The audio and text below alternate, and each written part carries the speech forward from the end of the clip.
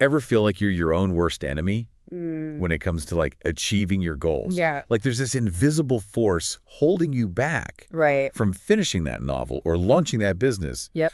or finally learning to play the ukulele. You're not alone. Nope. No. We're diving into Steven Pressfield's The War of Art today, Good stuff. a book that tackles this very struggle head on. He doesn't mess around. Let me tell you, Pressfield doesn't pull any punches. No, he does not. He calls this force resistance with a capital R. Uh-huh. And he paints it as a powerful adversary Powerful. that just lurks in the shadows of our minds, Yeah. waiting to sabotage our creative aspirations, Sneaky. waiting to just trip us up and make us feel bad. Exactly. And you know the really fascinating thing about resistance? Yeah, tell me. Is how it manifests in our lives. Oh, yeah, how so? Pressfield argues that it often disguises itself Oh, really? as procrastination, Okay. self-doubt, even boredom. Boredom, interesting. Think about those times when you suddenly feel the urge to alphabetize your spice rack. Oh, my gosh. Instead of tackling that important project, Every time. that, my friend, is resistance rearing its ugly head. It's so true. It's insidious. Okay, so we've all been there, right? Yes, we have. But Pressfield goes beyond simply identifying the enemy. Okay, He offers a battle plan for overcoming it. I like it. He draws a distinction between Okay. how an amateur approaches their goals versus a professional. Interesting. Now, before you click away thinking, Yeah, wait, I'm no professional artist or entrepreneur, right. hear me out. This isn't about skill level. Okay, It's about mindset. precisely. It's about how you see yourself in relation to this work. Yes, and how you approach the work. Exactly. Pressfield argues that amateurs allow resistance to call the shots. Oh, interesting. They wait for inspiration to strike, they make excuses for why they can't start, Oh, yeah. and ultimately their dreams often end up gathering dust on the shelf. It's so sad, but it's so true. I know. Gathering dust. Professionals, on the other hand, Yeah. show up consistently No. and do the work regardless of how they feel. Regardless of how they feel, that's important. It's huge. So it's about treating your goals. Yes. Whether it's writing a screenplay or simply decluttering your basement Right. with the same dedication and discipline Yes. that a professional athlete brings to their training regimen. Absolutely. You've got to be consistent. It's about making a conscious choice to turn pro. Turn pro, I like that. Right. Yeah. And this isn't about quitting your day job Okay. and jetting off to Paris to become a painter, Right. unless that's your dream. Of course, if it is, go for it. By all means. Yeah. But it's about a fundamental shift Okay. in how you approach your goals. Got it. A decision to show up consistently Yeah. and do the work, and especially when you don't feel like it. You know, feel like it, that's huge. It is. This concept of turning pro really struck a chord with me. It's like flipping a switch in your mind. I like that. You stop saying, Yeah. I dabble in photography, Okay. and start declaring, I am a photographer. There you go. But what does this actually look like in practice? Well, Pressfield outlines 3 core elements of turning pro: Okay, lay it on me. commitment, Okay. self-discipline, Free one.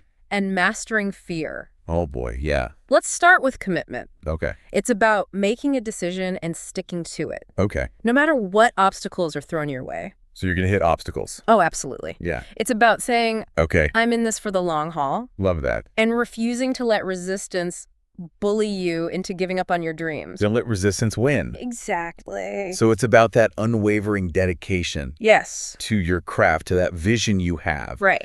even when the initial excitement fades Yeah. and you're left staring at a blank page or a mountain of tasks. That's the hard part. That is the hard part. That's where self-discipline comes in. Oh, self-discipline. And let's be honest, self-discipline Yeah. isn't always the most glamorous or exciting topic, Not really. but it's the backbone of turning pro. It is the key. Ease. It's the daily grind, right? Yeah.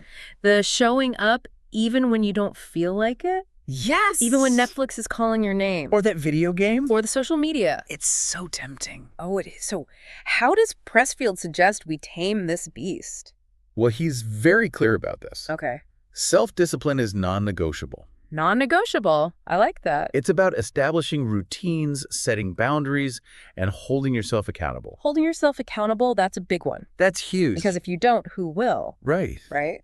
He even goes so far as to say, What's that? and I quote, "The most important thing about art is to work. Nothing else matters except sitting down every day and trying." Wow.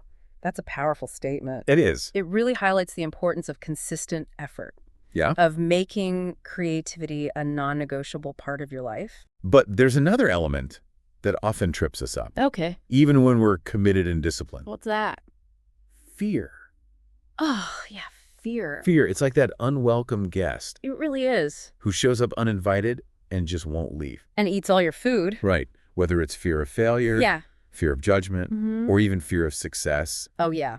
it can really just put a damper on our creative fire. It can be paralyzing. Totally. And Pressfield doesn't shy away from this. Really? No, he leans in. Okay. In fact, he suggests that the more fear we feel about a project, the more important it probably is to us. Wow. He even goes so far as to say that fear is a compass, Okay. pointing us towards what truly matters. Okay, now that's an interesting perspective. It's a reframe. Yeah, so instead of seeing fear as this giant stop sign, Right. we could view it as a signpost, Yeah. a signal that we're on the right track. Exactly. Think about it. Okay. When you're truly passionate about something, Yeah. when it aligns with your core values and aspirations, it's only natural to feel a twinge of fear. Okay. You're stepping outside of your comfort zone.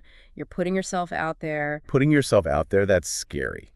It is. And that could be terrifying. But according to Pressfield, Yeah. those are the moments when we're truly alive. Oh, wow. When we're pushing past those self-imposed limitations Okay. and stepping into our power. I like that, stepping into our power. Precisely. And that's where the third element of turning pro comes in. Which is, Mastering fear. mastering fear. Now, this doesn't mean becoming fearless. Right, because that's impossible. That's a myth. Yeah. It's about learning to dance with fear, Okay.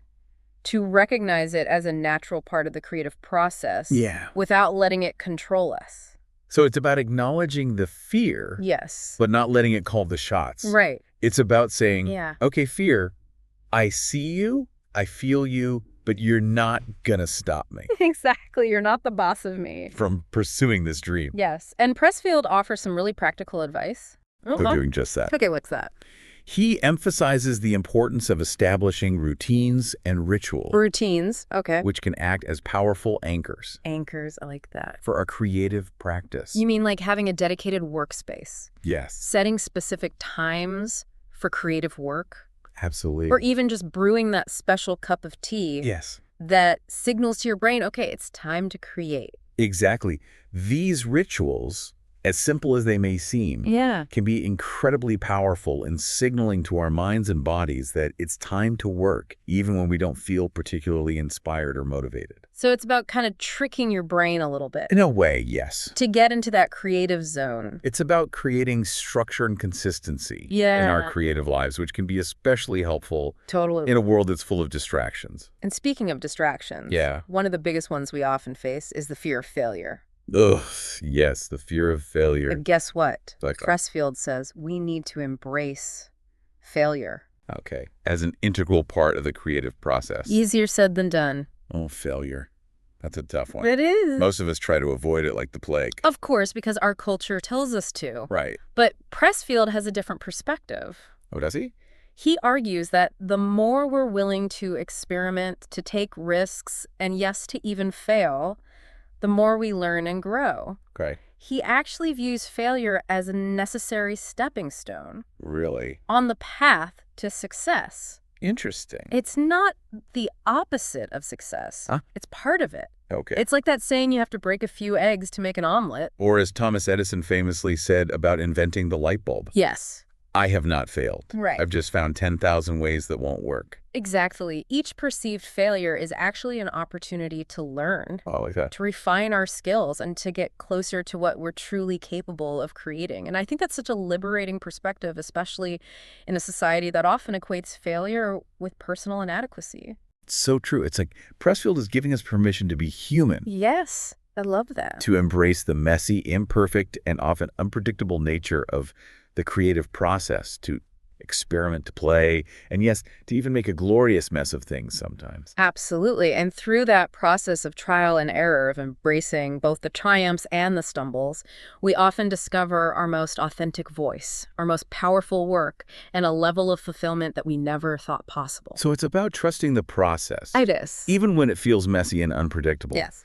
But even with the best intentions, even with a solid routine and a willingness to embrace the occasional faceplant, there are times when we just hit a wall, Oh, yeah. when the creative well feels dry and we're staring at that blank page or canvas with a sense of dread.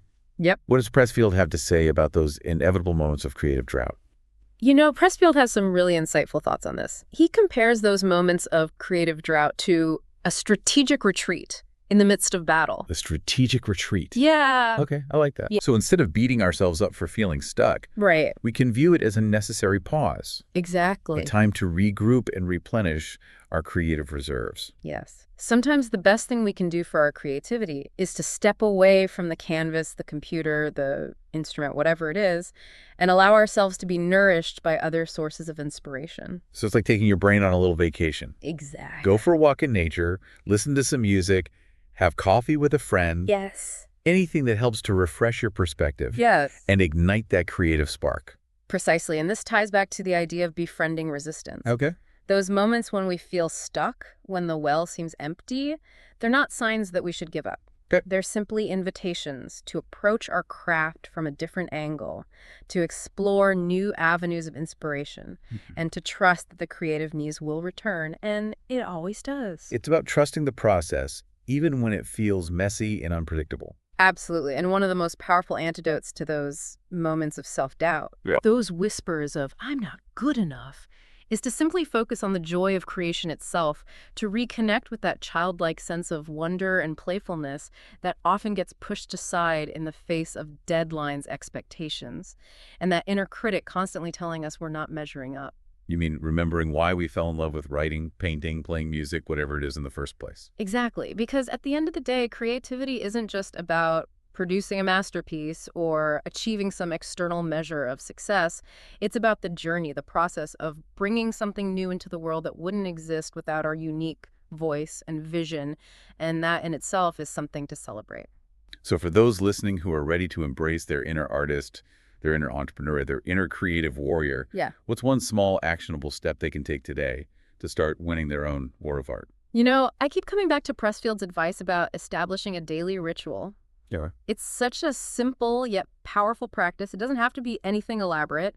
Just set aside even 15 minutes each day to dedicate to your craft. So even if it's just scribbling down a few ideas in a notebook, picking up your guitar for a few minutes, or doing a quick sketch, the key is to show up consistently. Yes, because those small, consistent efforts, they're the building blocks of something much larger.